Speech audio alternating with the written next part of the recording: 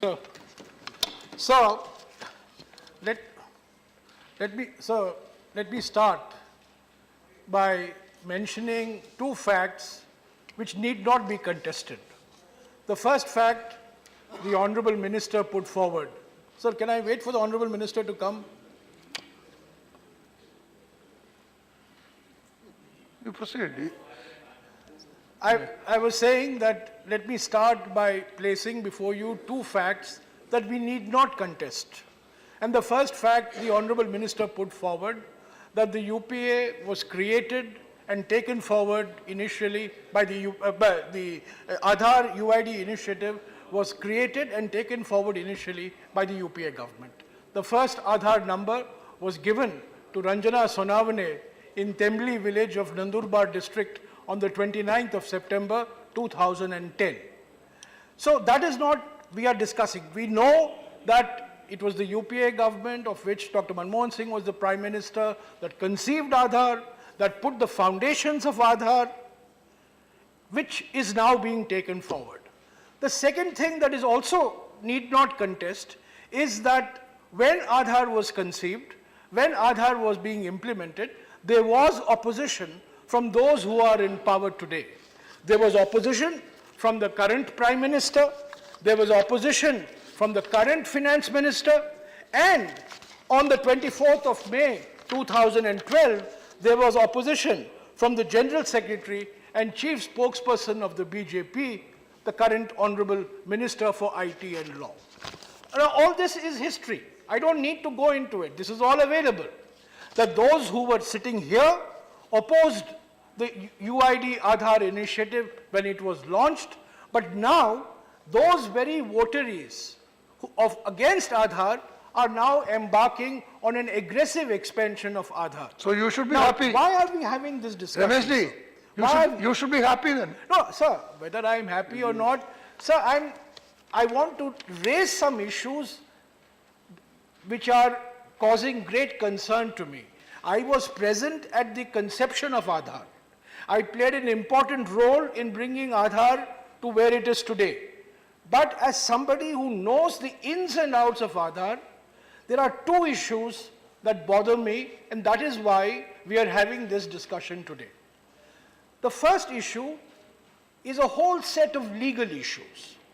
And it is my contention that the current government is in violation of successive Supreme Court orders.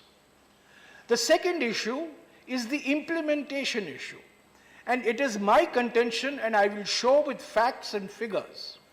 As Mr. Chandrasekhar mentioned, Aadhaar is becoming an instrument of exclusion. It is not becoming an instrument of identity, but it is actually becoming an instrument of exclusion. And I will show it, examples of PDS, examples of old age pensions, example of Mahatma Gandhi Narega. So these are the two broad issues that I want to deal with. One is the legal issue and the other one is the implementation issue. Sir, the minister is also Minister for Law. So I am very, very happy that he will be able to respond to what I say in a much more informed manner than I can put forward, because I am not a lawyer. I only read Supreme Court judgments. And there are 3 Supreme Court judgments, 2 in 2015 and 1 in 2016, which clearly define where Aadhaar can be used. PDS, distribution of cooking gas, distribution of kerosene, Mahatma Gandhi Narega, scholarships, old age pensions. These Supreme Court decisions, orders, not oral observations, but these are actual orders of the Supreme Court, which clearly define, not in one judgment, but in 3 judgments in the last 2 years, where Aadhaar can be used. And where Aadhaar must be used, not mandatorily, but where Aadhaar must be used, giving the beneficiary an option. Now, unfortunately, sir, the option of this government is to hold a pistol on my head and say, do you have an Aadhaar number? I say no. Then, when I say no, they say, go get yourself an Aadhaar number. The alternative cannot be, go get yourself an Aadhaar number. The alternative has to be something more substantive. So the first point I'd like to ask the Honorable Law Minister is that isn't he aware of the fact that there are three...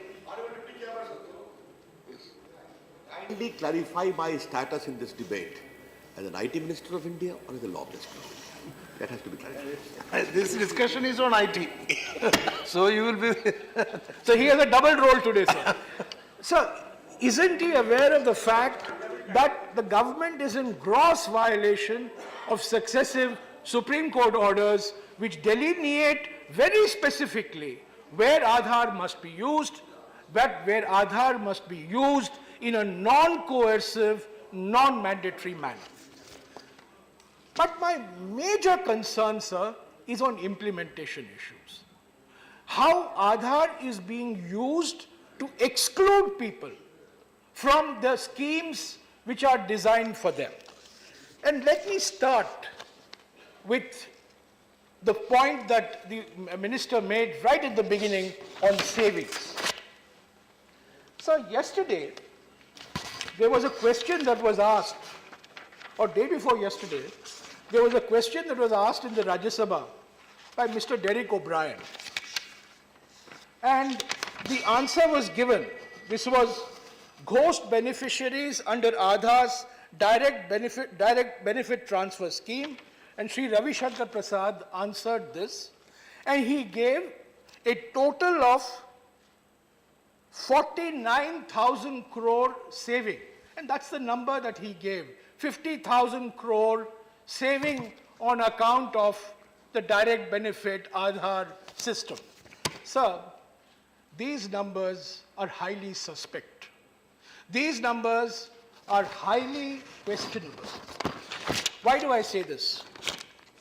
I have a CAG report.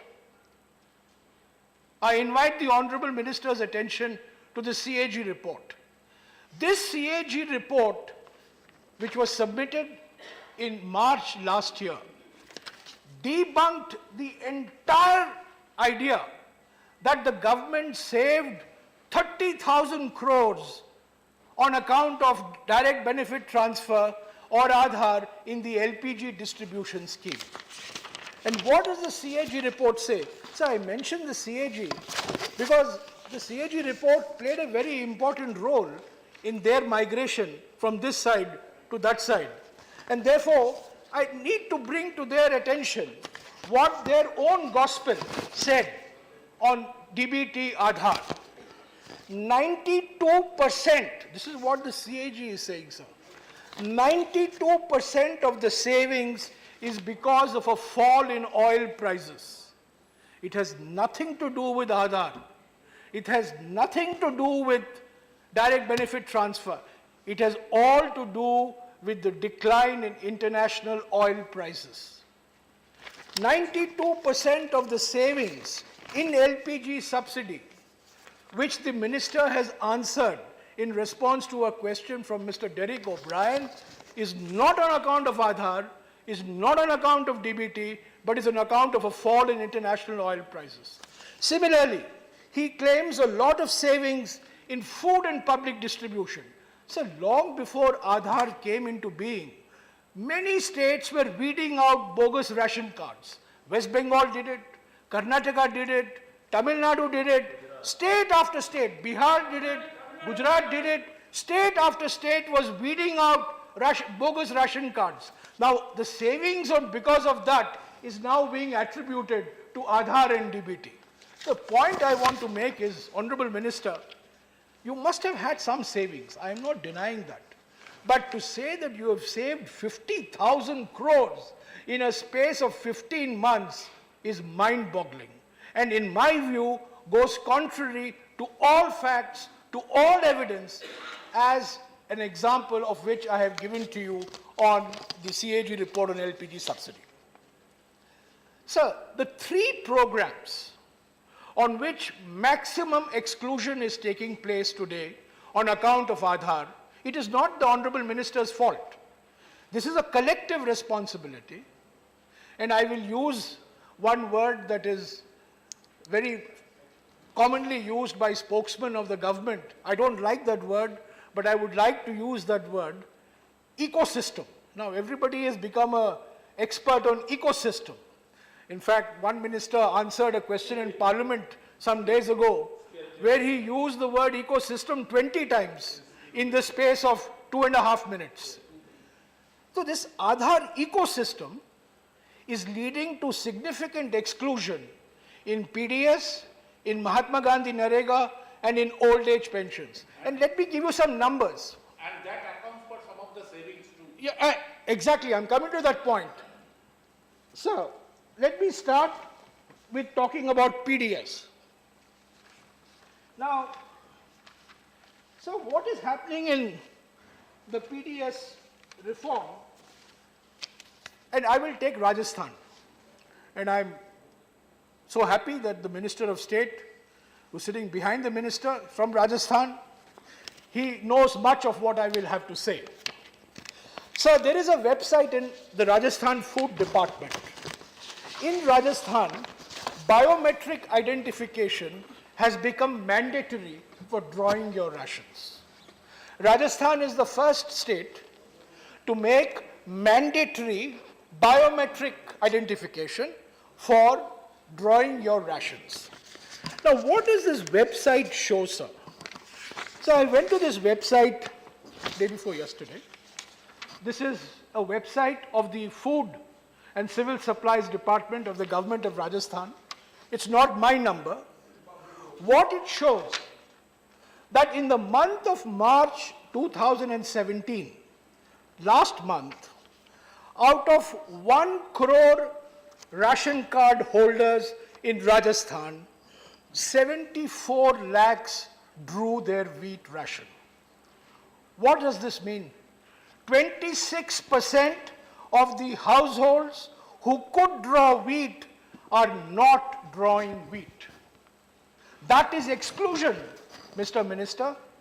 And that is the savings that is there in the answer that you have given to Mr. Derek O'Brien. I will place these papers on the table of the House. I'll gladly share it with you, because these are not my papers. This is the government of Rajasthan's own estimate that in the month of March 2017, I'm not blaming you, Mr. Minister, I'm blaming the ecosystem, that out of 1 crore ration card holders in Rajasthan, only 74 lakhs have been able to draw wheat. Now, is this an occurrence of 1 month? No. In December, 26%, November, 27%, October, 29%. Month after month after month, at least 25% of those who are entitled to draw wheat based on their ration cards are not drawing wheat because of some error or the other in the Aadhaar ecosystem. Sir, if you go to any website, I went to the Andhra Pradesh government's website. Andhra Pradesh has also become making biometrics compulsory for food distribution. 50 different types of errors. 50 different types of errors, Mr. Minister. 50, not one error, not two. 50 types of errors by which you can deprive a ration card holder of his or her entitlement. And this is what is happening in state after state.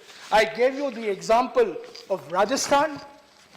The Economic and Political Weekly, a very respected journal, has just published a survey of the experience of biometrics in Hyderabad city, not in rural areas, in urban areas of Hyderabad. And here also, at least 20% exclusion is taking place because of the insistence on biometrics. So biometrics is of two types. You can have local biometrics or you can have central server biometrics. We are talking here about making central server biometrics, the Aadhaar-based biometrics, compulsory. So, Mr. Minister, my point to you is, I don't expect an answer from you today on this, but this is something that the government should be worried about. That people who have ration cards, who have entitlements, are not getting their entitlements because of 50 different types of errors in authentication. And you don't authenticate once, you authenticate repeatedly. It's not once a year. You go it every time you draw your rations, you authenticate. So I would request you to please have a dialogue with your colleagues and see the damage that is being caused in state after state, particularly in the states that I have mentioned to you, on excluding people from their entitlements as far as PDS is concerned. So let me talk about old age pensions. And let me again take the example of Rajasthan. I took Rajasthan because I knew that P.P. Chaudhary ji will be sitting here when I speak, and he will be able to respond to some of these concerns. Sir, there are 54 lakh beneficiaries who are entitled to old age pensions in Rajasthan. 54 lakhs, disabled, elderly, or widows. Under the National Social Assistance Program of the government, 54 lakh people can draw pensions. The Rajasthan government has deleted 10 lakhs. And that is your savings, Mr. Minister. Mr. Derek O'Brien's question, the savings on pension is because you have deleted 10 lakhs. So I was wondering whether this is actually true. Then I went and investigated this further. And I'll give you one example, just one example, which you can counter-check. There is a block called Bhim block. Jai Bhim, Bhim block, in Rajsamund district of Rajasthan. In this block, in this Bhim block of Rajsamund district, roughly 3,000 pensioners' name was deleted. When there was pressure put on the administration, saying these are people who should not be deleted, that they are actually alive, they are not fake, they are not duplicate, out of this 3,000, roughly 1,500 have been restored to life. They have become once again beneficiaries of the old age pension scheme. What does this mean? It means again that in old age pension, you are excluding people who are entitled to old age pension by making Aadhaar mandatory. Now I know you will say it is not mandatory, but it is compulsorily, mandatorily, voluntary. It is compulsorily, mandatorily, voluntary. I agree. Because what you say is, oh, you don't have Aadhaar for your midday meal scheme. We'll give you midday meals. Go and register for an Aadhaar. That is your conception of having an alternative. And I think what has happened in the old age program replicates what has happened in the PDS, where very substantial numbers, 20%, 25%, are being excluded. Sir, one thing I must say, in India, we always talk in terms of percentages. Oh, we have an error rate of only 1%. So, but in India, 1% is 10 million. It's a large number. You should talk in terms of absolute numbers. So when I say 25% families have been excluded, 25 lakh families have been excluded from drawing their wheat because of making Aadhaar biometric compulsory or insisting on it repeatedly. So let me now turn to the third social welfare program. Oh, one other point, sir, on the PDS, which I want to draw the Honorable Minister's attention to. There is a great fascination, sir, that we should substitute cash transfers for PDS. We should not give rice and wheat. We should give cash. And this is a theology that was built up. It was built up during our time. It has been built up even more during your time. It's a theology which I objected to many years ago, and I will continue to object.